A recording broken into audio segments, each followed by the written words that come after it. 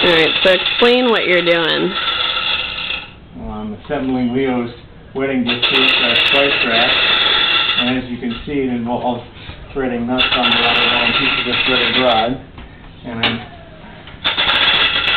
that's not a pretty clever way of doing it.